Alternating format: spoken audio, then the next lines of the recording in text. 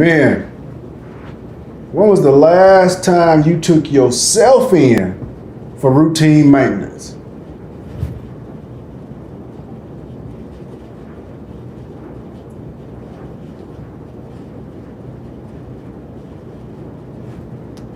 Been that long?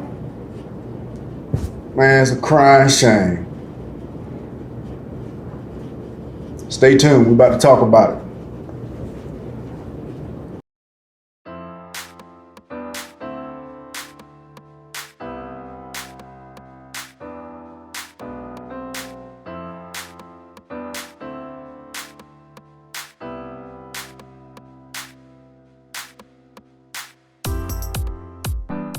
Hey, what's up, fam? It's your boy Eric with Pryority. This is the first of several episodes in this series on what I want to call preventive health maintenance or preventive health maintenance. We're going to talk about some ways to improve your health, and we're going to help these men out here that are following me on the channel. And for the ladies that are following, get your man in front of the camera and get him to watch this. I can't help him if you don't see it. And if you're talking to him, he's going to think you're nagging. And I want to help you prevent that nagging that he might assume that you're doing. So get him in front of the channel, in front of this screen so I can talk to him. All right. Genetics loads the gun. We pull the trigger. You know what that means? You can't change what's in your gene pool. You know what Uncle Willie got. You know what baby sister got. And there's not much you can do about that because you are fruit from that tree. But knowing what they have and seeing the condition in which the way that they might live in it or manage it can help you be more proactive in dealing with yours. So you can't change the genetics, but you can do something about it. But it starts with you. Here at Pryority Male, I'm going to be talking about just some ways that you can be more proactive in dealing with your health.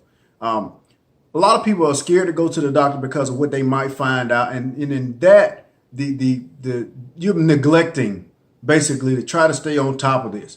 If you go on a regular basis, just like you take your car, you take your motorbike, you take whatever it is you drive or ride in from routine maintenance, you should do the same for your body. And when you ignore that, you're going to cause premature wear and tear, and it's going to fail on you at the most inopportune time, just like your car. Who's ever been somewhere where they needed to go and then your car fails on you, won't start, or you get a flat tire, or whatever it is? Isn't that the most god-awful feeling? Well, how about you in the prime of your life and you've got all these great plans and then you have a stroke or you die prematurely from a heart attack or you end up on dialysis? Changes everything. And we got to do better, okay? There's a saying that some men take good care of the car while others treat it like one of the family. And you know that's true. I got some homeboys right now, got some classic rides. Yeah, they'll hurt you about them rides. They taking real good care of them rides because they want to be able to show them off when the car show come to town. Or if they just want to drop the top on a nice sunny day and ride and let the wind blow through their scalp, or for those that have hair, blow through their hair, they going to do that and they going to take care of it. But it ain't to say that they going to the doctor and doing the same for their body. But hey, that's how we live, y'all. You know, there are some current statistics I want to talk about that talk about the wellness and health status of men. And this is straight from the CDC. You can go to the cdc.gov, type in men's health, and you'll get these same stats. The first stat I want to talk about is going to be regular exercise. Did you know that 48% of men don't regularly exercise? Yeah, I can believe that because when I'm in the gym, there's a lot more females in the gym than there are men. So, and even when I go walking with my wife, most of the time it's females. They're walking the dogs. There are a few guys out, but not a lot. We just don't do it. The other thing I found is about roughly 35% of men are considered obese. And that means that they have a BMI or body mass index of 30 or better. That's pretty classic here in America simply because of the lifestyle we live, the creature comforts we have, and it's a damn restaurant on every corner. You can just go, if you're in a large metropolitan area, you can just put a blindfold on and turn around and pick one like restaurant bingo, and you'll find one because there's one on every corner. About 32% of men had 5 or more, count them, 5 or more drinks in one sitting in the past year. You know, think I got pretty close myself around New Year's. Yeah, we had a really nice party. Yeah, I put quite a few back. But that's only every now and then. That's not every day. That's not my everyday thing. I don't roll like that. But if you rolling like that out there, hey, you killing your body. You're going to have cirrhosis of the liver and a few other things that come along with that if you're drinking that amount every day. The recommended daily allowance for men with drinks are 2. And for women, it's 1. Try to stay within that recommended allowance. We'll talk about that in a later video. About 33% of men have high blood pressure. And the sad thing is, most of them don't even know it. If you didn't see the live stream I did on Facebook, you need to go on over to Facebook, Pryority Mail, check it out. I talked about strokes, heart attack, and death. And in the wake of the recent death of John Singleton, who was a high-profile celebrity who we know has cash and access, he died, man, from hypertension-related complications. He had a massive stroke. Not good. So if he can't do it, the average Joe might not have a chance. But we got to do better. When we know better, we do better. 18% of men smoke. I think that's underreported. I would actually say that's much higher just because of what I see myself. And a lot of them smoke like a chimney in the winter. Some of them smoke like an old car with a oil leak. And as long as the engine running, they smoking. You know, myself, I have a celebratory cigar, but that's only a few times a year, and I can count that on one hand. But I know some cats that, hey, they burn a stick every day. Not good, not good. And for those that vape, you're not out of this conversation as well. It's not that much better. It's not that much cleaner or safer as they like to sell you on that lie. If you were to look up the details of what's in that little cartridge of liquids that you're drinking, it'll blow your mind. You'd probably be dizzy when you saw some of the stuff you were smoking. Because if you go to the material safety data sheet or the MSDS, where some of the fluid, stuff that's in that fluid is classified, you'd probably rethink next time you want to use that e-cigarette, because some of those fluids are very, very dangerous.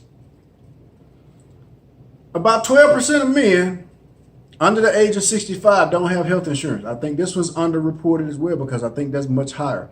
If I had to just pick a number, I'd say about 30% of men don't have insurance. And for those of us that have it, we don't even go use it. So almost, I don't know what to say on that. You have it and you don't go, and those that don't go want to go, but they don't have it. How do we fix that narrative, y'all? We got to change it. And then you got 13% of men consider their health as fair or poor. That's an interesting finding, but that is true because I talk to men on a regular basis. I try to lead by example by trying to stay healthy myself. And when I'm seeing patients in clinic, they always ask me, say, hey, doc, what you doing? I said, look, I balance everything in moderation, and I exercise regularly. And I live in this world. Don't think I put on this lab coat and stethoscope and all of a sudden I'm some superhero immune to all the BS that's happening around me and all the things that we might have desires to do. I'm a man. I want to do some of that too. So I veer off the path every now and then, but for the most part, I'm trying to stay on that path because I want to show them that they can do just what I'm doing. All right. And again, I'm leading by example. So let's get on into these numbers here as far as how many people are dying. There are 3 main causes, and again, this is straight from the CDC, that we're dying from. Heart disease, go figure. Cancer, it did not specify. And accidents or unintentional deaths. Again, we do stupid stuff. Saw a guy the other day riding on a nice motorbike. That was a nice bike. No helmet, no leather jacket, no kind of protection, no boots. His cat had on sneakers. One of the cats had on flip-flops and sunglasses. Woo, that's really going to protect him. Now, if you ain't an organ donor, or if you are, trust me, they will straight hollow your body out and put it in the ground, and somebody else will be living with your liver or your kidneys or whatever it is they can harvest from you that is of any good. But hey, we got to do better, y'all. Those are the 3 things that we're dying from: heart disease, cancer, and unintentional stuff that we do. Overall, we have about 1.4 million men are going to die from those 3 causes. Out of the population, when you look at it, for every 100,000 men, 868 are going to die. You do the math. Are you in that number?